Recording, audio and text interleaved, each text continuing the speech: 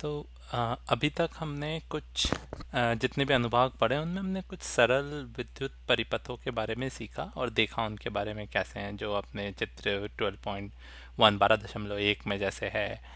तो हमने देखा कि किसी चालक से प्रभावित होने वाली विद्युत धारा का मान किस प्रकार उसके प्रतिरोध तथा उसके सिरों के बीच में जो विभवांतर होता है उस पर निर्भर करता है। विद्युत विविध प्रकार के हर तरह अलग अलग तरह के जो विद्युत उपकरण होते हैं तथा युक्तियों में हम प्राय प्रतिरोधों के विविध संयोजन देखते हैं। इसलिए अब हम देखेंगे कि किस तरीके से अलग अलग तरीके के आप संयोजित देखेंगे इन प्रतिरोधों के। तो प्रतिरोधों को परस्पर आपस में जोड़ने के जो जितने तरीके हैं उसमें दो विधियां ही हैं जो जिस तरीके से किया जाता है। तो पहली विधि है जिसमें आप इन प्रतिरोधों को श्रेणी क्रम में संयोजित करते हैं, और जो दूसरी विधि है उसमें आप पार्श्व क्रम में संयोजित करते हैं। तो श्रेणी क्रम में करने का मतलब ये है कि जो आपके ये देखिए आपके तीन प्रतिरोधक हैं समझ लीजिए। तो आपका जो प्रतिरोधक पहले प्रतिरोधक का एक सिरा दूसरे प्रतिरोधक से जुड़ा होगा और दूसरे का दूसरा सिरा तीसरे के पहले सिरे से। तो ऐसे आपस में इनके सिरे जुड़ जुड़ के ये प्रतिरोधक श्रेणी क्रम प्रतिरोधक बनते हैं। तो इसका आप एक उदाहरण देखते हैं।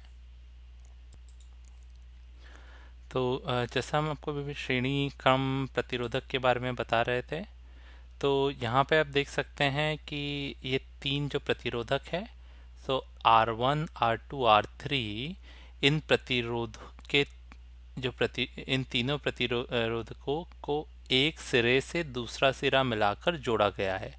इसका एक सिरा यहाँ पे जुड़ा और इसका यहाँ पे। तो इस संयोजन को हम श्रेणी क्रम संयोजन कहते हैं।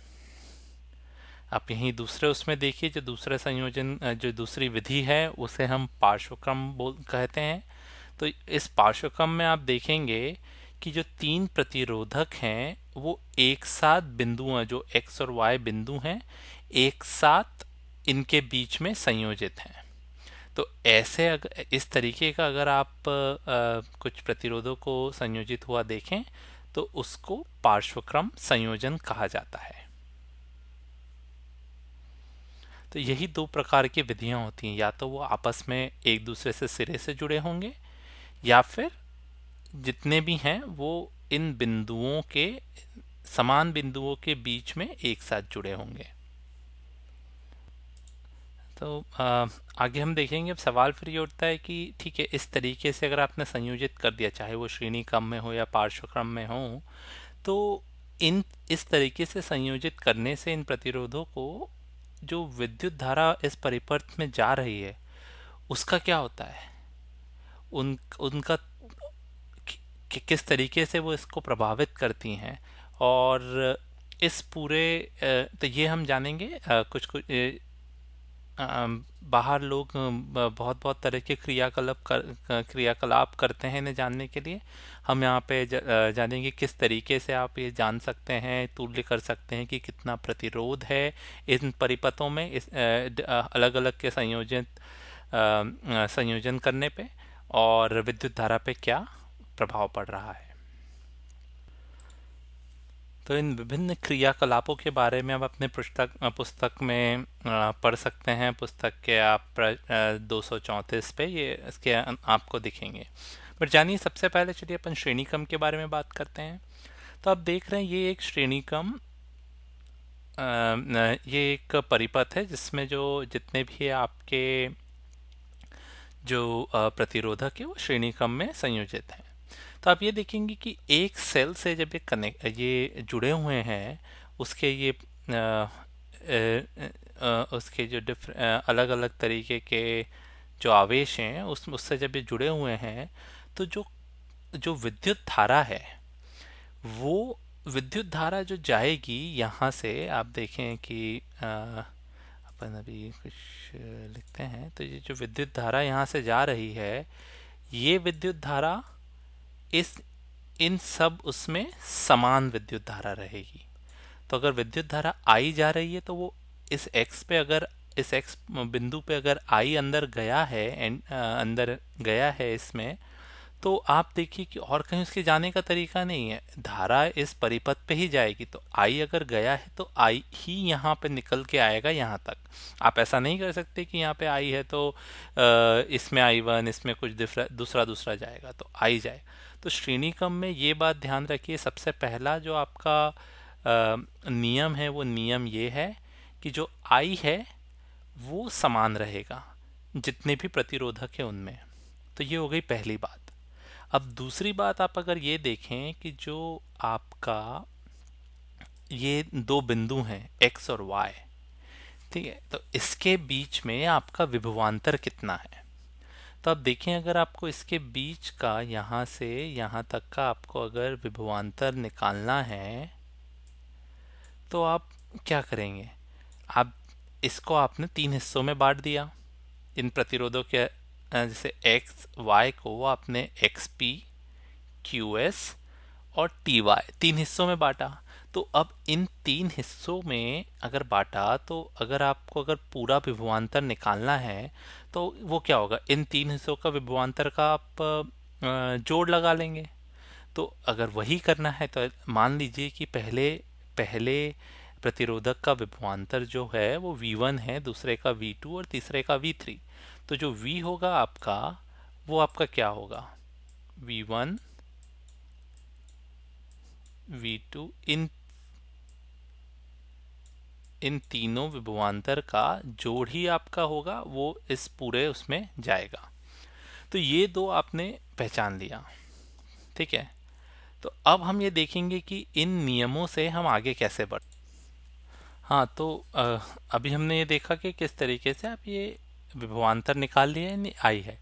तो अब अगर आप देखिए ओम का लॉ जो हमने पढ़ा था, ओम का नियम, वो क्या बोलता था कि आपका जो एक सर्किट में, अपन ये फिर से यहाँ पे कर लेते हैं, एक सर्किट में जो आपका V होता है वो आई आर होता है, ठीक है। तो अब आपको जब ये पता है तो आप इसको आप कैसा लिख सकते हैं, इस V को आप लिखेंगे आई आर, और ऐसे ही आप इन सब को लिख सकते हैं। जो V1 हो गया ये क्या होगा, I तो सेम है सारे उसमें, I R1 plus I R2 plus I R3। तो अब इस युक्ति में अगर I दोनों तरफ समान है तो I तो कट जाएगा आपका, और फिर आप क्या पाएंगे कि जो तुल्य प्रतिरोधक है और जो टोटल या जो पूरा प्रतिरोधक है इस परिपथ का इन श्रेणी क्रम में संयोजित होने के, तो वो क्या होता है, तो जो R है यहाँ से यहाँ x और y इन दो बिंदुओं के बीच में वो रह जाएगा आपका R1 plus R2 plus R3। तो फिर से हम देख लें कि हमने श्रेणी क्रम में जो ये जुड़े थे प्रतिरोधक 3, इनसे एक ऐसे तुल्य एकल प्रतिरोधक जो है R, उसको हमने प्रतिस्थापित कर लिया, उसको हमने निकाल लिया कि वो ऐसा होता। समस्त परिपथ में हमने ओम का नियम जब लगाया, उसको लगाया, तो उससे हमने यह निकाल लिया। तो यह याद रखिए, यह समीकरण आपको बहुत काम आएगा कि अगर आपके किसी जब आपके श्रेणी क्रम में संयोजित किए जाते हैं प्रतिरोध, तो उनका जो एकल वो प्रतिरोधक होता है वो होता है ये। आप इनका बस इन्हें समस्त उसको आप जोड़ लीजिए, यही होता है आपका। तो उसका कुल प्रतिरोधक इन तीनों के योग के बराबर होता है, और इस प्रकार संयोजन का प्रतिरोध किसी भी व्यवस्थिगत प्रतिरोधक के प्रतिरोध से अधिक होता है। जो अकेला अगर आप देखें तो ये इन तीनों के से ज़्यादा होता है, अगर इन तीनों का योग एक अकेले से ज़्यादा ही होगा। तो यही आप निकाल रहे हैं कि इस तरह लगा है तो आपने इस परिपथ में ज़्यादा प्रतिरोधक कर दिया है, प्रतिरोध लगा दिया है मतलब। तो अब इससे हम आइए हम क्या करते हैं कि इससे हम एक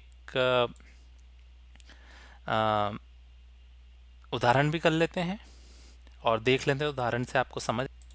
तो हम ये उदाहरण आपकी पुस्तक का उदाहरण 12.7 है, जिससे आपको थोड़ा सा और समझ में आएगा।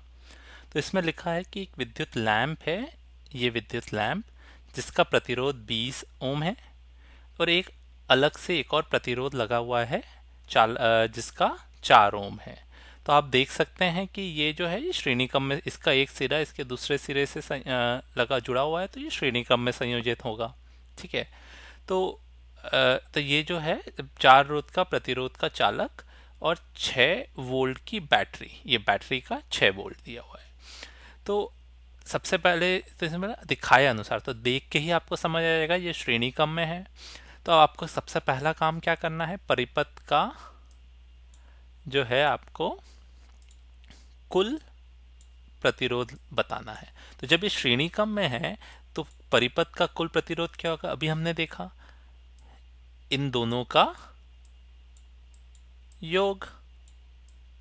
तो जब आपने ये दोनों कर लिया है तो अगर ये 20 है ये 4 है तो इन दोनों का योग जो होगा इन टर्मिनल के बीच में वो 24 ओम हो गया।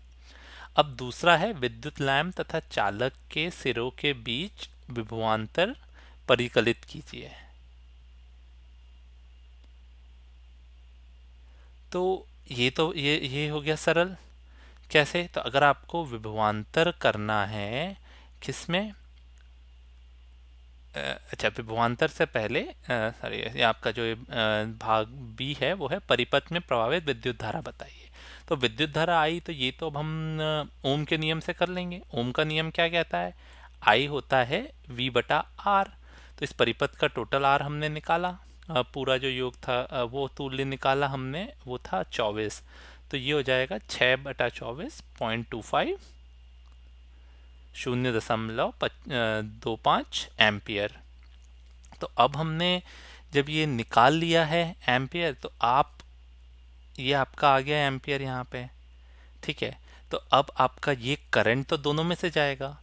तो सबसे अब इसमें जैसे है कि लैंप तथा चालक के सिरों के बीच हमें विभवांतर निकालना है। मतलब तीसरा पार्ट ये है कि इससे और ये हो गया आपका एक चालक और ये हो गया आपका लैंप। तो हमको यहाँ पे V1 और V2 निकालना है। तो हमें क्या पता है, इस प्रश्न के लिए हमें R1 पता है जो 4 ओम है और ये विद्युत धारा तो दोनों में समान रहेगी जो हो गई आपकी 0.25 एम्पियर।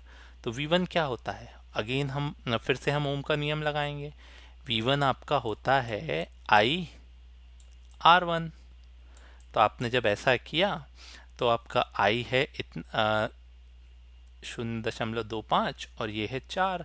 तो इनको आप करेंगे तो आपको यहाँ मिल जाएगा 1 वोल्ट।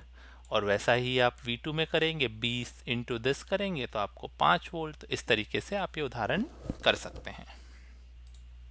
चलिए अब आगे, अभी तक हमने श्रेणी क्रम का देख लिया, अब हम पार्श्व क्रम के साथ भी इसी तरीके की क्रियाकलाप करते हैं एंड देखते हैं कि उसमें क्या होता है। तो आप पार्श्व क्रम में आप देखेंगे कि हमने किस तरीके से इसको परिभाषित किया था कि जो आपके प्रतिरोधक हैं ये R1 R2 R3 ये समान बिंदुओं से जुड़े हैं। तो अगर कोई विभवांतर है इन दो बिंदुओं के बीच में तो वो इन तीनों में समान होगा, क्योंकि ये सब समान बिंदुओं से जुड़े हैं। तो जो विभवांतर है वो इन तीनों में एक समान ही होगा। तो आप देखेंगे तो इन तीनों में आपका जो विभवांतर है वो V ही रहेगा। और जो आप एक विद्युत धारा देख रहे हैं, अब विद्युत धारा के पास सिर्फ एक पाथ नहीं है, विद्युत धारा के पास यहाँ पे 3 पाथ है। तो विद्युत धारा 3 जगह से जाके गुजरेगी। तो यहाँ पे आ रही है और यहाँ पे 3 भागों में विभाजित हो जाएगी और फिर वापस इधर आके तीनों जुड़ जाएंगे और फिर वापस यहाँ पे आई हो जाएगी। तो आप ये देख लें कि 3 भाग में जा रहा है तो आप मान लें I1 I2 I3। तो आप इसको कैसे लिखेंगे? तो जो आपका जो पूरा I है वो कैसा हो गया आपका I1 I2 और I3 का योग हो गया। तो आप ध्यान दीजिए कि यहाँ पे पार्श्वक्रम और श्रेणीक्रम में अंतर क्या है। तो श्रेणीक्रम में आपका I समान था, जो आपको विभवांतर है वो विभाजित हो रहा था तीनों के बीच, वो तीनों का योग था।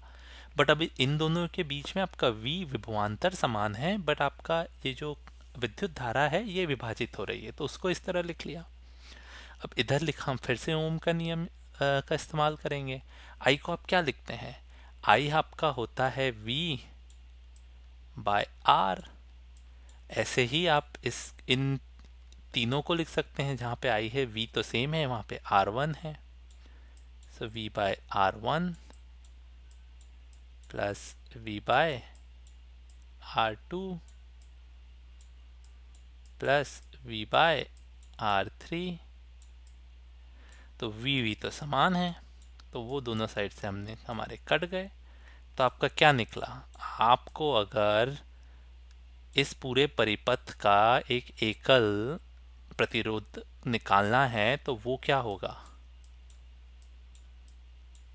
यह समीकरण से आप पार्श्वक्रम में संयोजित जो आपके प्रतिरोधक हैं वो आप अनुमान लगा सकते हैं।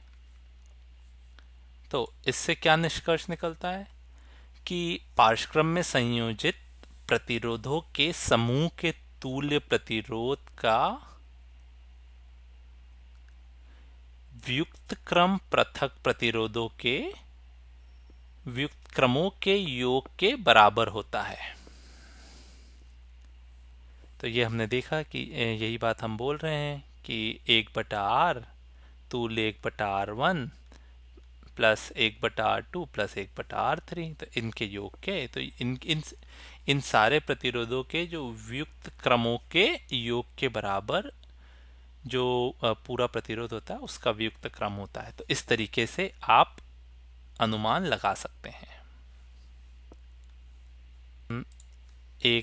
हम एक उदाहरण देख लेते हैं इसका भी, जैसे हमने पिछली बार किया था। तो आप देखें, यह आपके प्रश्न का आपकी पुस्तक में 239 पृष्ठ पे आपको मिल जाएगा। तो यहाँ पे देखें, इस चित्र में दिया हुआ है, इस चित्र में आपको बोला है कि जो ये R1 R2 R1 10 ओम है, R2 40 ओम है, R3 30 है और R4 20 है। तो ये आपको सब दिए हुए हैं और यहाँ पे R5 60 है। ठीक है, और बोला है इस प्रतिरोधों के इस विन्यास को जो आपने किया है ये 12 वोल्ट से संयोजित किया है।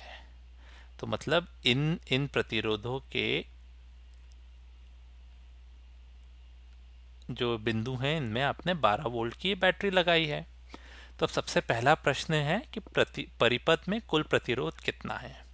तो अब आप देखें कि इनको देख के ही आपको समझ आ रहा है, आपको पहले पता करना होगा किस तरह से संयोजित हैं ये। तो आप देख लेंगे इनको कि यहाँ पे ये दोनों जैसे इनमें आते हैं तो ये दोनों समान बिंदुओं में है, तो समान बिंदुओं से है तो ये हो गए आपके पार्श्वक्रम में। तो यहाँ पे आप कैसे निकालेंगे? तो इसका जो एक है अपन करते हैं 1/r। ठीक है, तो हम इसको r, यहाँ पे u ऊपर है तो इसको r t बोल देते हैं। यह आपका हो जाएगा 1/r1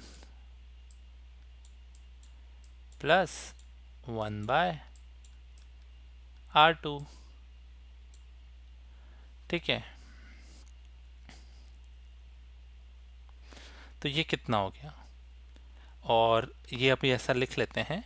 तो आप देखें तो इस समीकरण का आपको मिलेगा 1/10 1/40 बेसिक, इसको आप करेंगे 5/40, अर्थात जो आपका R हो गया वो क्या हो गया 8 ओम, सो RT। तो आप इस पूरे को लिख सकते हैं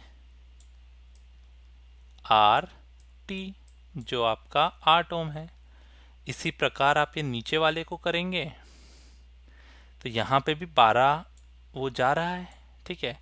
तो यह भी आपका जो प्रतिरोध है यह पार्श्व क्रम में है। तो आप इसमें भी आप अगर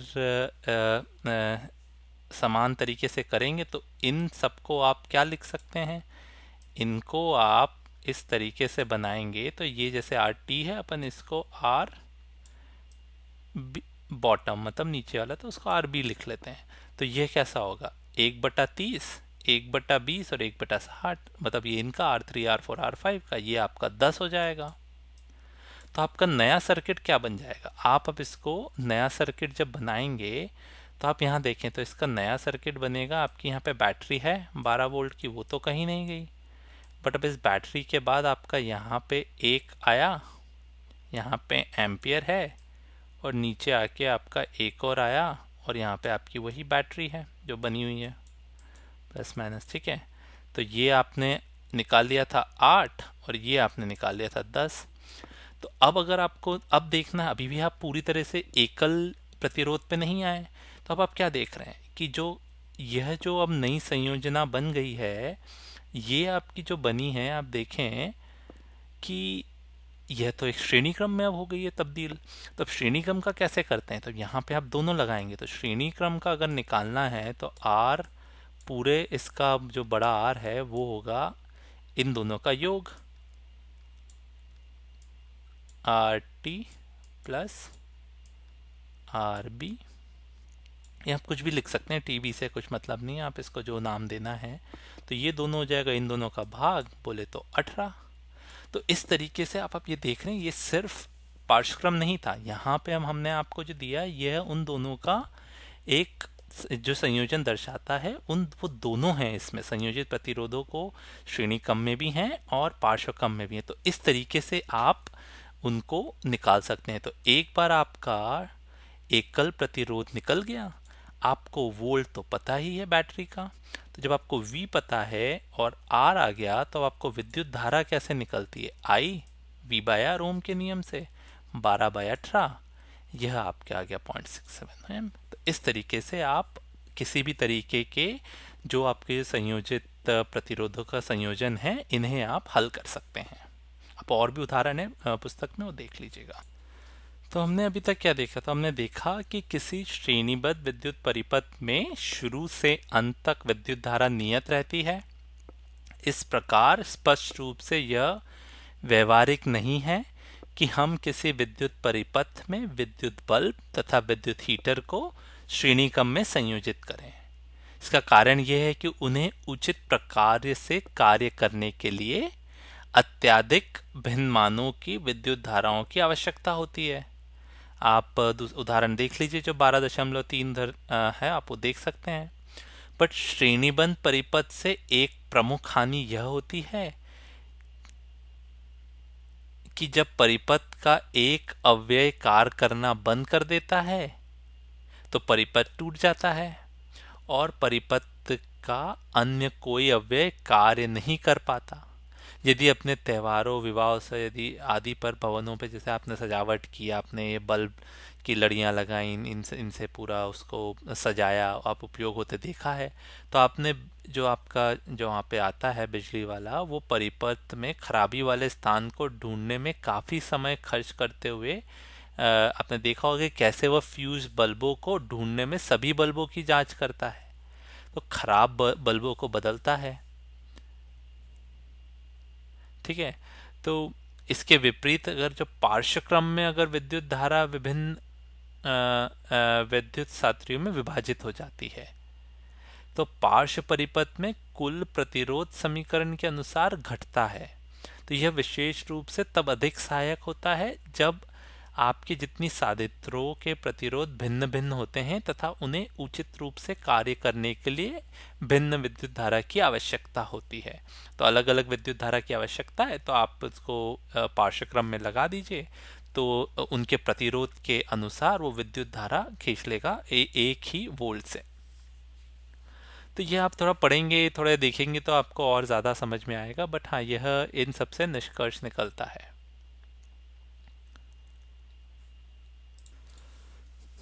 तो अभी तक हमने देखा कि विद्युत धारा कैसे बह रही है, ये प्रतिरोधक किस तरीके से कार्य करते हैं।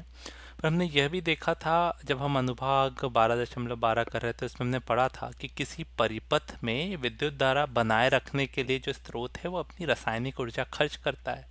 तो बात यह है कि ये जो ऊर्जा है ये कहाँ चली जाती है। आपका जो ये सब बह रहा है, आपके में जितना भी विद्युत ऊर्जा का जो स्रोत है वो अपनी पूरी ऊर्जा खर्च करके आपके आवेश को बहा रहा है, उससे विद्युत धारा आ रही है।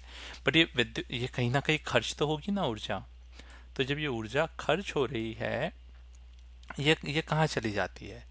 तो विद्युत धारा बनाए रखने के लिए खर्च हुई ऊर्जा का कुछ भाग तो उपयोगी कार्य करने में चले जाता है, और जो बाकी बचा भाग है वो ऊष्मा को उत्पन्न करता है। तो आप जैसे बहुत ही बार आपने देखा होगा, आप जैसे घर में पंखा चल रहा है या कुछ भी, हाँ पंखा चल रहा है, पंखा ही देख लीजिए। तो अगर खूब देर तक पंखा चलता है या खूब देर तक कोई विद्युत उपकरण चलता है तो वो आप उसको उस समय छुए तो गर्म हो जाता है। तो वो गर्म क्यों होता है? तो कुछ कार्य तो लगा आपके कार्य करने में, कुछ ऊर्जा खर्च हुई उसमें, तो बट जो बाकी बची ऊर्जा थी वह ताप में, उसने उसका तप बढ़ा दिया, उसने वो उष्ण ऊर्जा में परिवर्तित हो गई। तो इसे ही हम विद्युत धारा का तापीय प्रभाव कहते हैं। तो इस प्रभाव का उपयोग विद्युत हीटर, विद्युत इस्त्री जैसे युक्तियां जो आपकी उपकरण हैं उनमें किया जाता है। तो अब हम देखेंगे कि ये प्रभाव किस तरीके से इसका अनुमान लगा सकते हैं कि कितनी ऊष्म ऊर्जा उत्पन्न हुई है। तो हम ये देखेंगे किस तरीके से ऊष्म ऊर्जा का अनुमान लगाया सकता है। उसके लिए आप इस चित्र को देखें, ये आपकी पुस्तक का चित्र है। हम इसको इसके हिसाब से पता लगाते हैं। तो यहाँ पे एक प्रतिरोध है R पर आप विचार कीजिए। तो इसमें जो विद्युत धारा जा रही है वो I जा रही है, ठीक है।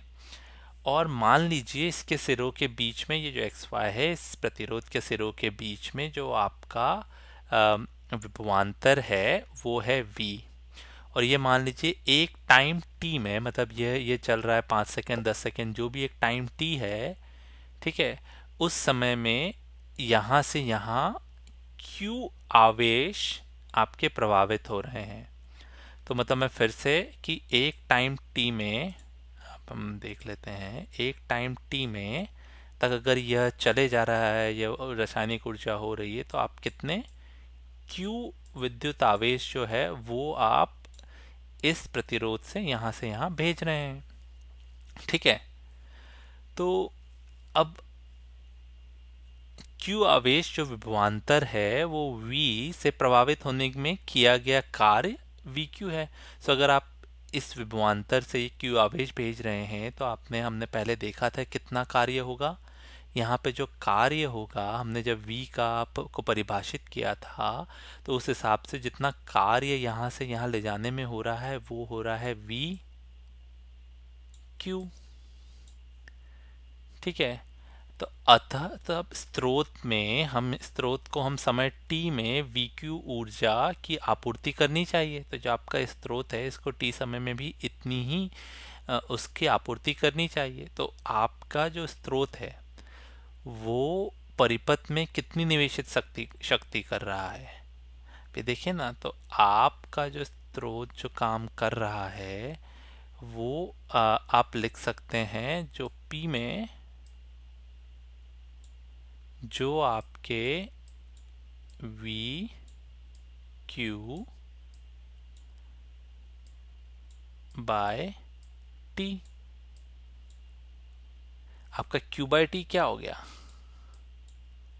V I। अर्थात मतलब ये जो आपका Q बाय T हो गया, यह आपका I हो गया। I बोले तो आपका ये विद्युत धारा, कि इस आवेश में विद्युत धारा की आपने परिभाषा कैसे लिखी थी। आप देखेंगे किसी समय में कितना यहाँ पे आवेश इधर से उधर जा रहा है, वही आपकी विद्युत धारा है, ठीक है। तो अर्थात समय, तो आप ये चीज आप आपकी पुस्तक में 12.19 भी देख सकते हैं, ठीक है। जो समीकरण दिया है। तो इसमें क्या है, तो अर्थात एक समय t में स्रोत द्वारा परिपथ को प्रदान की गई ऊर्जा जो आपकी p/t थी, ठीक है, एक समय t में इतनी ऊर्जा परिपथ को प्रदान की है आपके स्रोत ने, यही आपके vq के बराबर थी जो हमने निकाला था, उसी से आपका समीकरण आया है। ठीक है, तो आप इसको किस तरीके से, आपका जो P है, तो आपने यहां से ये भी देख लिया कि P आपका VI होता है, तो आप इसको लिख सकते हैं VI T। ठीक है, तो अब स्रोत द्वारा खर्च किए जाने वाली इस ऊर्जा का क्या होता है, यही ऊर्जा ऊष्मा के रूप में प्रतिरोधक के उसमें आती है। तो इस प्रकार आप इसको बोल सकते हैं, जो आपका ऊष्म ऊर्जा है H, वो VIT हो गया। सो ओम के नियम के अनुसार आपका जो ये V को आप क्या लिख सकते हैं, IR। तो फिर ये हो गया I के ऊपर 2 इंटू R T, जो टाइम है आपका। तो यही आपकी जो है ऊष्म ऊर्जा को निकालने का समीकरण है। तो ऊष्म ऊर्जा किसी उसमें से आपकी जो निकलती है वो होती है करंट का square, current to the power 2 गुणा करें आप उसके प्रतिरोधक की जो क्षमता है वो, और वो कितने टाइम तक निकल रहा है, तो उस हिसाब से आप कर सकते हैं, और इसे आप जूल का तापन नियम कहते हैं। तो आप अपनी पुस्तक में और देख सकते हैं, इसके लिए आपको थोड़ा सा आप दिख जाएगा किस तरीके से यह आपूर्ति निकाली गई है, किस तरह से इसकी आपूर्ति करनी चाहिए और इसको हम किस तरीके से उपयोग में। बात ये करें तो अब हम बोल रहे थे कि यह जो विद्युत चालक में ऊष्मा उत्पन्न हो रहा है, तो यह तो अवश्य भावी परिणाम है, यह तो होना ही है। तो बहुत बहुत सारी स्थितियों में यह आपको बिल्कुल ज़रूरत नहीं है और ये अवांछनीय होता है, क्योंकि वो उपयोगी विद्युत ऊर्जा को ऊष्मा में रूपांतरित कर देता है, आपकी ऊर्जा बर्बाद हो जाती है। तो उन विद्युत परिपथों में अपर्याय तापन परिपथ के अवयवों के ताप में वृद्धि कर सकता है, जिससे उनके गुणों में परिवर्तन हो सकता है। तो बट विद्युत इस्त्री, विद्युत टोस्टर, विद्युत तंदूर, विद्युत केटली और इन सब में तो जूल के तापन पर आधारित ही परिचित युक्तियां हैं, तो यहाँ पे तो ये जरूरी होता है। विद्युत तापन का उपयोग प्रकाश उत्पन्न करने में भी होता है, जैसा कि हम विद्युत बल्ब में देखते हैं, वहां भी यही होता है। तो टंगस्टन के बल्ब का जो तंतु है उसमें ऊष्मा हो रही है जितना संभव हो सके, और वही ऊष्मा से आपको प्रकाश उत्पन्न होता है। तो इससे उच्च ताप, इसलिए आप इतने उच्च ताप पर भी आप ऐसा धातु यूज करते हैं, उपयोग करते हैं तंतुओं के लिए जो पिघले नहीं, इसलिए आप टंगस्टन का उपयोग करते हैं। जूल तापन का एक और सामान्य उपयोग विद्युत परिपथों में उपयोग होने वाले फ्यूज हैं। तो यह आप करते हैं, जैसे आपके कोई भी विद्युत उपकरण है या घर में जो बिजली है उसको आप वो करने के लिए कि उसमें ज़्यादा विद्युत धारा ना जाए कभी, और उससे वो ख़राब हो सकते हैं, ज़्यादा ऊष्मा ऊर्जा हो गई, तो इसलिए आप उसमें एक फ्यूज़ लगाते हैं। और ये फ्यूज़ में आप जो वो धातु यूज़ करते हैं वो एक तार का टुकड़ा होता है, एल्यूमिनियम, कॉपर, आयरन, लेड आदि, ताकि अगर कोई बहुत ज़्यादा ऊष्मा ऊर्जा आ जाए तो वो फ्यूज़ वहाँ से करके वो परिपथ को का संबंध तोड़ देता है, तो आपकी विद्युत धारा बहना बंद हो जाती है। तो यह भी एक उपयोग है। अब इसको भी इसके बारे में भी आप और पढ़ सकते हैं, क्या क्या व्यवहारिक अनुप्रयोग कर सकते हैं। तो अब हम अगला जो हम वो पढ़ेंगे इन सब के बाद, वो होता है विद्युत शक्ति। तो आपने अपनी पिछली कक्षाओं में भी अध्ययन किया था कि कार्य करने की दर को शक्ति कहते हैं। तो ऊर्जा के उपभुक्त होने की दर को भी शक्ति कहते हैं। तो अब यहाँ पे इन्हीं सब से हम कुछ समीकरण वो करके हम देखेंगे कितनी विद्युत शक्ति बन सकती है।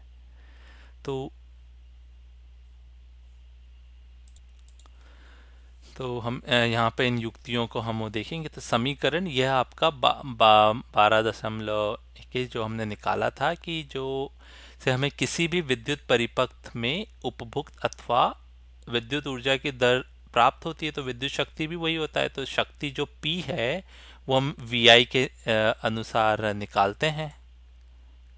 तो आप इसी को I²R भी लिखते हैं, या फिर आप V²/R कर दें। ये सब ओम के नियम से निकाला गया है। तो जो शक्ति होती है, विद्युत शक्ति, इसका SI मात्रक वॉट होता है। तो आप ये बोल सकते हैं कि अगर आपका 1 वोल्ट विभवांतर से आपने 1 एम्पियर धारा प्रवाहित होती है, तो वही आपका 1 वॉट शक्ति होता है। और जो वॉट है वो छोटा मात्रक है, और आप व्यवहारिक और उन सब में आप किलोवाट यूज़ करते हैं जो बड़ा मात्रक है। तो आप निकाल सकते हैं कि कितनों किलो 1 किलोवाट जो है वो 1000 वाट होता है।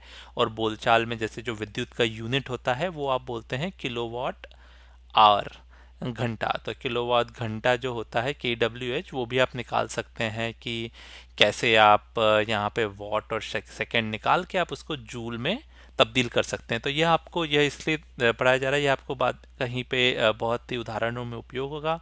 तो अब आगे आप उदाहरण करेंगे तो ये आप पे पता चलेगा। तो अब ये सब जो हमने पढ़ा, ये थोड़ा जल्दी कर रहे हैं क्योंकि इतना आप इसको आप यूज़ कर सकते हैं, आप याद रख लें। तो अभी तक हमने देखा कि विद्युत क्या होती है, विद्युत का इस पूरे उसमें हमने पढ़ा, विद्युत के बारे में जाना, विद्युत धारा क्या होती है, विभवांतर क्या होता है, किस तरीके से आप परिपथ बनाते हैं, कैसे उसमें प्रतिरोध होता है, उन प्रतिरोधों को आप किस तरीके से संयोजित कर सकते हैं, और यह भी कि विद्युत के प्रभाव में ऊष्मा या ताप भी एक होता है, और जो आपका बोलचाल की भाषा में जो विद्युत यूनिट होता है वो क्या होता है। तो यह सब जो आपने पढ़ा, जितनी युक्तियां पढ़ी, इसमें जो महत्वपूर्ण थी, ओम का नियम बड़ा महत्वपूर्ण है। वो हर जगह आप उसी को उपयोग करके आप चीज़ें निकालते हैं। और यह ध्यान रखना होगा कि किस तरीके से आपके प्रतिरोधक जो हैं एक परिपथ में संयोजित किए गए हैं। और ऐसे बहुत से हमने एक उदाहरण किया था जिसमें अलग अलग तरीके से किया गया था, श्रेणीकम, पार्श्वकम। तो उसको किस तरीके से आप अनुमान लगाएंगे, किस तरीके से हल करेंगे, तो यह आप और उदाहरण करें। और आपकी पुस्तक में जो अभ्यास दिया गया है उन सारे अभ्यासों को आपने देखें कि हमने ये सब सीखा है, हम कैसे किन चीज़ों पे ये सब निर्भर करते हैं, ये विद्युत धारा किस तरीके से होती है, ओम का नियम क्या होता है, तो और विद्युत ऊर्जा का आपका व्यापारिक मात्रक किलोवाट घंटा होता है वो कैसे निकालते हैं, विद्युत शक्ति कैसे होती हैं। तो यह सब आप ध्यान में रखें। और एक बार और आप देखें तो आप आपके उसमें आपका पृष्ठ 245 पे आप यह सब देखेंगे कि इस व्यापक में आपने क्या क्या सीखा। और आप ऐसे ही अभ्यास करिए और प्रश्न लगाइए, और पुस्तक में और सब आप ये पूरा पढ़ सकते हैं। धन्यवाद।